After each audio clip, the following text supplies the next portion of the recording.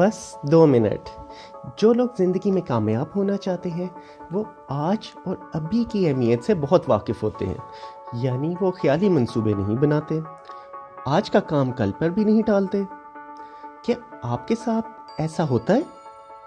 या कोई बहुत ही अहम काम करना हो लेकिन आपका दिल नहीं कर रहा हो और फिर आप सोचते हैं कि मैं कल कर लूँगा और आज का काम कल पर छोड़ने की आपकी आदत बन जाती है।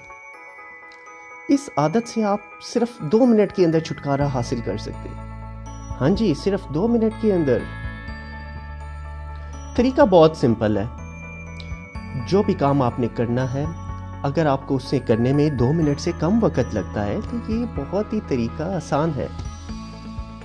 अक्सर बहुत मामूली सी चीज़ें भी हम लोग सिर्फ अपनी लेज़ीनेस की वजह से छोड़ देते हैं। मसलन खाना खाने के बाद बर्तन धोना, बिखरे कपड़े वगैरह समेटना, या अपने कमरे की तरतीब को दुरुस्त करना, या कोई आपने ईमेल करनी हो।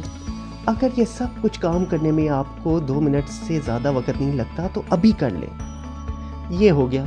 अब बताएं, आपकी ज़िंदगी का कोई भी मकसद है या क्या ये मकसद आपका 2 मिनट में मुकम्मल हो सकता है?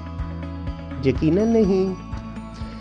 लेकिन ये मकसद हासिल करने के लिए आपको एक काम करना है। वो तो 2 मिनट के अंदर तो शुरू हो सकता है ना, तो आप उसको शुरू कर दें। शायद न्यूटन ने कोई ऐसी ही बात की थी कि जो चीज़ जामिद होती है और जो चीज़ हरकत में हो वो हरकत में ही रहना चाहती है। तो पहले आप तो हरकत में आए, मकसद के लिए काम तो शुरू करें, बाकी की मंजिलें खुद ही आसान हो जाएंगी।